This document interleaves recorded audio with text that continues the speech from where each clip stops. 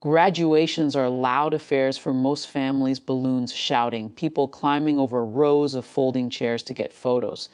Ours was quieter, at least at first. I remember watching my son from halfway back in the crowd as he walked across the stage, shoulders stiff in the borrowed gown, trying to act like the moment wasn't a big deal. But it was. He had worked for it in ways that rarely looked dramatic from the outside. Part-time shifts after class, nights where the kitchen light stayed on until 2 in the morning. The kind of persistence that doesn't make speeches but quietly builds a future. When the ceremony ended, we drifted toward the lawn outside the auditorium where everyone was gathering. Families clustered together in circles, flowers, photos, awkward congratulations. My relatives had already claimed a picnic table under a tree. My sister's son, Daniel, was there too, older than my boy by 3 years, louder by nature, always orbiting the center of any gathering. He wasn't a bad person, just someone who had learned that if you joked loudly enough, people stopped expecting much else from you. I had brought a small envelope. Inside was a gift card, but it wasn't really about the money. The card was attached to a short note I'd written that morning, something about being proud of the work he'd done and the next steps ahead. It also mentioned a job opportunity I'd arranged quietly through a colleague at a logistics company, entry level, steady hours, a place to start building something real. I handed the envelope to my son while everyone milled around. He hadn't even opened it yet. Daniel leaned across the table, fast and theatrical, and plucked it right out of his hands. "Hey, what's this?" he said, already peeling it open. My son laughed awkwardly at first, thinking it was a joke. Daniel pulled out the card, looked at the amount, and held it up like a prize. "I deserve this," he announced loud enough that 2 nearby families turned their heads. The laughter came almost instantly. My aunt shook her head like she was watching a harmless comedy. Someone else said, "Daniel, behave," but they were smiling while they said it. My son reached for the card. Daniel lifted it out of reach. "I'm serious," he said, grinning. He's got a degree now. "He'll be fine. I actually need it." More chuckles around the table. I watched my son's expression shift in small ways, his smile thinning, his eyes drifting down toward the grass. That quiet folding inward people do when they're trying not to make a scene. "Give it back," he said, softer this time.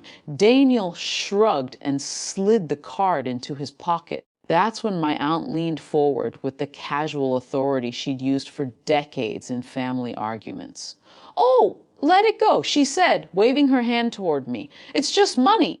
The sentence floated in the air like it had solved something. I looked at the faces around the table. Not cruel exactly, just amused, comfortable. My son stood there in his graduation gown while his cousin kept joking about spending the card on drinks later.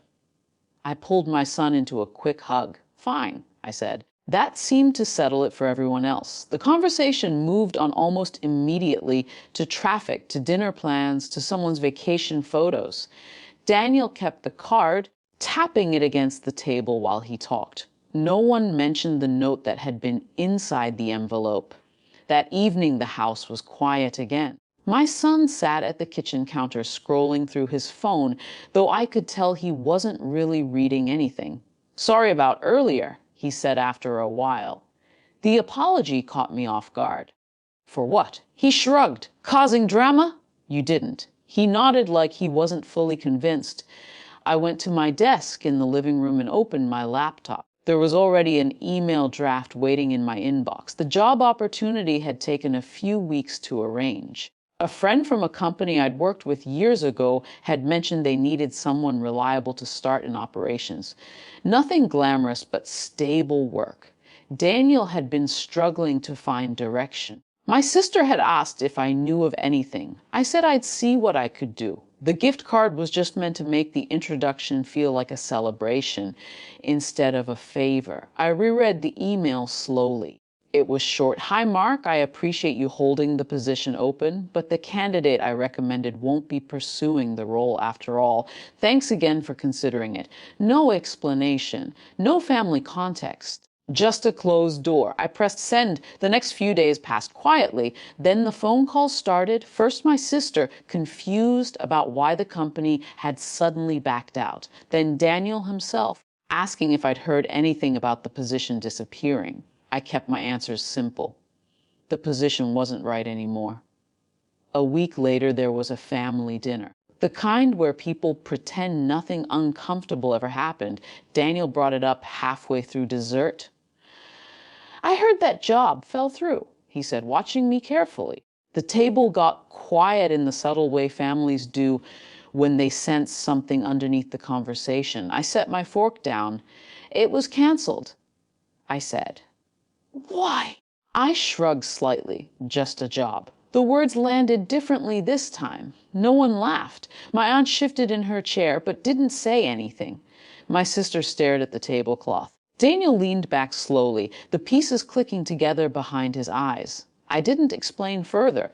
There wasn't much to explain anyway. Opportunities are strange things. They often look small when they first appear: an envelope, a card, a quiet introduction, easy to treat lightly. My son started a different job a month later. Nothing connected to me. Something he found himself. He seemed steadier after that. Not louder, not triumphant, just more certain of his place in the room. Family gatherings became a little quieter around us. Jokes still happened, but some lines stopped getting crossed. No one ever apologized for that afternoon on the lawn, but no one ever said, "Who's just money," again either.